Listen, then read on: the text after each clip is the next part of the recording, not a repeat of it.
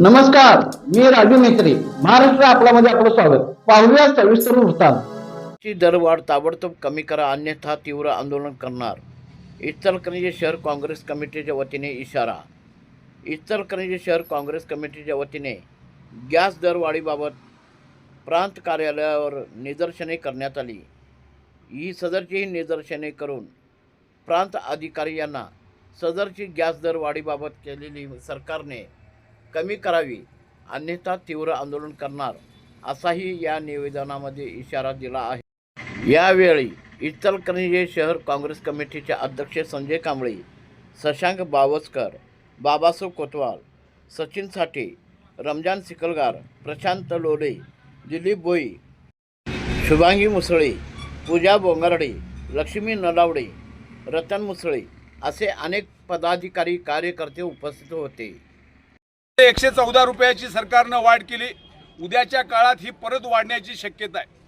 व्यावसायिक दरामध्ये वाढ केल्याच्या कारणानं सुद्धा आपल्याला कल्पना आहे की गेले 2 दिवस सगळीकडे मोठ्या रांगा लागून राहिलेल्या आहेत. मग त्या घरगुती गॅसला असतील किंवा व्यावसायिक गॅसला असतील. व्यावसायिक गॅसची दरवाढ झाल्यामुळं आणि शॉर्टेज तयार झाल्यामुळं मुंबईतले जवळपास 20% हॉटेल बंद पडले. कोल्हापुरातले आणि इचलकरंजीतले सुद्धा हॉटेल बंद पडत चाललेत. गॅसचा काळा बाजार करणारे लोक यामध्ये वाढत आहेत. त्यामुळं गॅसचा काळा बाजार होऊन गॅस प्रचंड, आज आपण वृत्तपत्रामध्ये वाचलं तर 900 रुपयाचा गॅस आपण 1500 रुपयाला विक्री चालू आहे. तो सुद्धा किलोवर विकला चाललाय.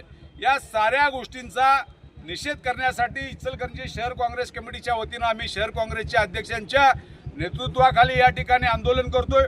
आणि उद्याच्या काळात ही दरवाढ जर रद्द केली नाही तर यापेक्षा तीव्र आंदोलन आम्हाला करावं लागेल. आज गॅसची दरवाढ झाली, उद्या पेट्रोल आणि डिझेलचे दर वाढतील आणि हे जर दर वाढले तर एकूण देशाच्या महागाईच्या दरामध्ये मोठ्या प्रमाणावर फरक पडेल आणि सामान्य माणसाला हा खिशाला ते सोसावं लागेल.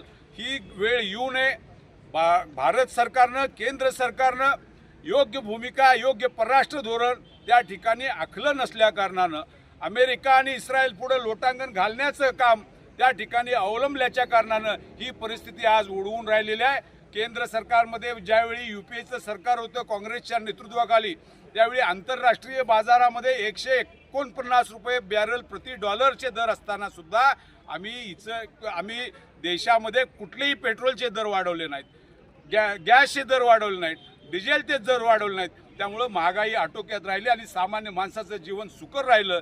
ती परिस्थिती आज राहिली नाही. आज भाजपचं सरकार हे भांडवलदारांच्या करता, अंबानी आणि अदानी करता काम करते. त्यामुळं सामान्य माणसाच्या खिशाला फटका बसलाय. सामान्य माणसाचं जीवन हे अत्यंत अडचणीचं झालंय आणि त्यामुळं आम्ही हे आंदोलन करतोय. उद्याच्या काळात दरवाढ रद्द केली नाही तर यापेक्षा तीव्र आंदोलन काँग्रेसचं नेतृत्व या ठिकाणी छेडल्याशिवाय राहणार नाही असं मी आपणाला सांगतो.